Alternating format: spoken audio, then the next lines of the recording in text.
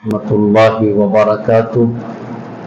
إن الحمد لله نحمده ونستعينه ونستغفره ونؤمن به ونتوكل عليه ونعوذ بالله من شرور أنفسنا ومن سيئات أعمالنا. من يهده الله فلا مضل له ومن يضلل فلا هادي له واشهد ان لا اله الا الله واشهد ان محمدا عبده ورسوله. اللهم صل على محمد وعلى ال محمد كما صليت على ابراهيم وعلى ال ابراهيم انك حميد مجيد.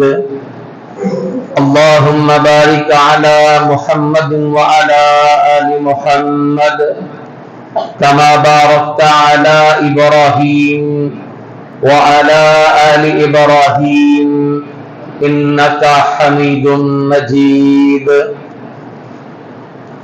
أما بعد فإن خير أحسن الحديث كتاب الله وخير الهدي هدي محمد صلى الله عليه وسلم وشر الأمور محدثاتها وكل محدثة بدعة وكل بدعة ضلالة وكل ضلالة في النار.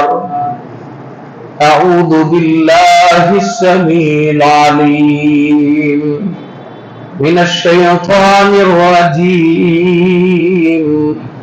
لقد من الله على المؤمنين إذ بعث فيهم رسولا من أنفسهم رب اشرح لي صدري ويسر لي أمري واحلل عقدة من لساني يفقهوا قولي رب زدني علما رب زدني علما.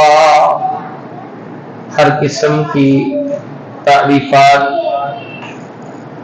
اللہ رب العالمین کی ذات بابرکات کے لیے ہے.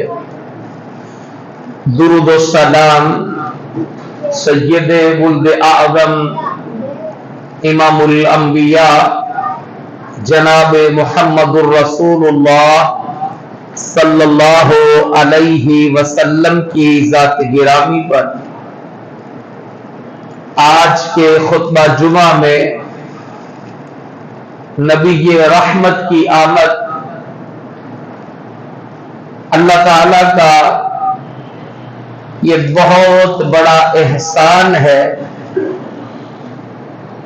کہ جس نے امام الانبیاء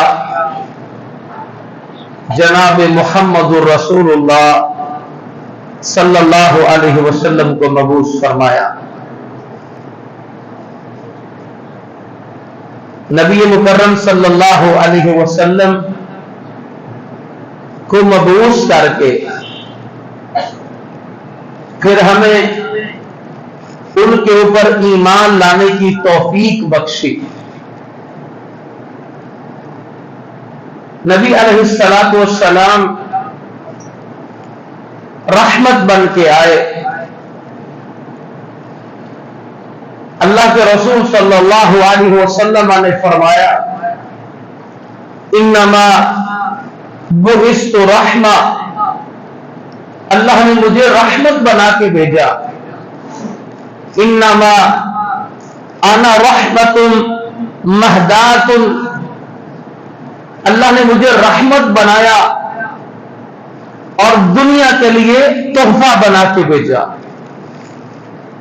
قرآن مجید فرقان حمید میں بھی اللہ رب الجلال والاکرام نے ارشاد فرمایا وما ارسلناک الا رحمتا للعالمین، اور نہیں بھیجا ہم نے آپ کو مگر جہانوں کے لیے رحمت بنا کے. تو رسول اللہ صلی اللہ علیہ وسلم کی آمد باعث رحمت ہے. اللہ تعالیٰ نے اپنی بے شمار نعمتوں کا تذکرہ کیا. پانی کے اوپر زمین کو بچھایا، آسمان کو بغیر سہاروں سے بلند کیا،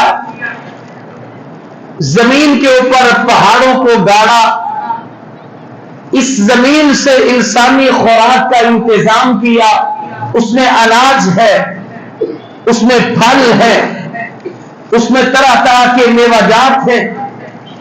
اللہ نے نظام کائنات کو دن و رات کی شکل میں بدل بدل کر آنے میں، اور پھر اس کے موسموں میں، سردی گرمی میں، بہار و خزاں میں، یہ اللہ نے ساری نعمتوں کا تذکرہ کیا۔ پھر اللہ رب الجلال والاکرام فرماتے ہیں وَإِن تَعُدُّوا نِعْمَةَ اللَّهِ لَا تُحْصُوهَا، آپ اپنے رب کی نعمتوں کو گننا شروع کر دیں، شمار ہی نہیں کر سکتے۔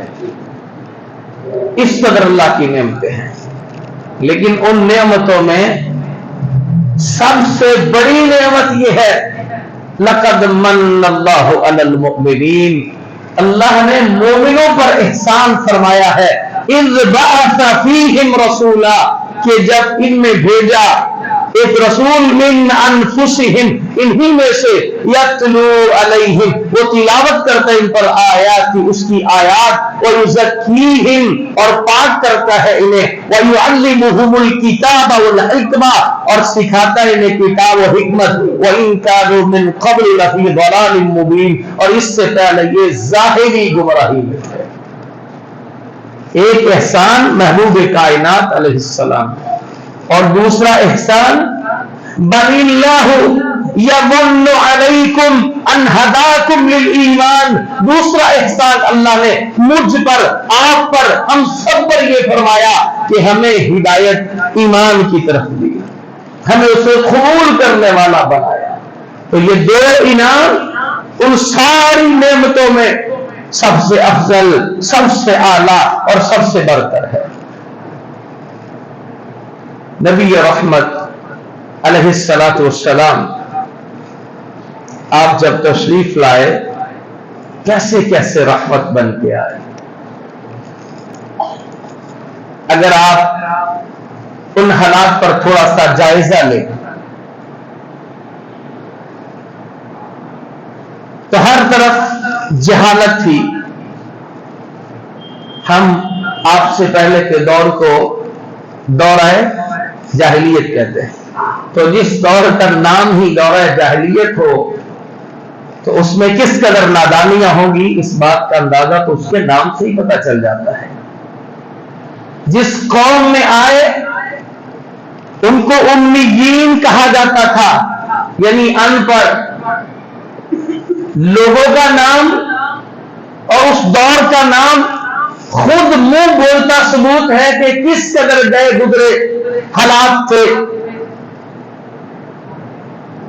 یہ نہیں تھا کہ مذاہب موجود نہیں تھے، اس وقت بڑے بڑے مذاہب انسانوں کی رہنمائی کرنے سے قاصر تھے۔ وجہ کیا تھی؟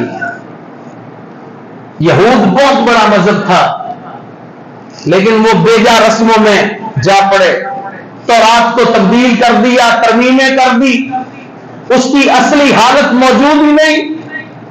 عیسائیت بہت بڑا مذہب ہے، وہ خود توحید کی بجائے عقیدہ تثلیث میں جا گھسے تھے، وہ تین خداؤں کے ماننے والے، تو جن کا اپنا عقیدہ بگڑ چکا اور دوسروں کی اصلاح کیسے ممکن ہوگی؟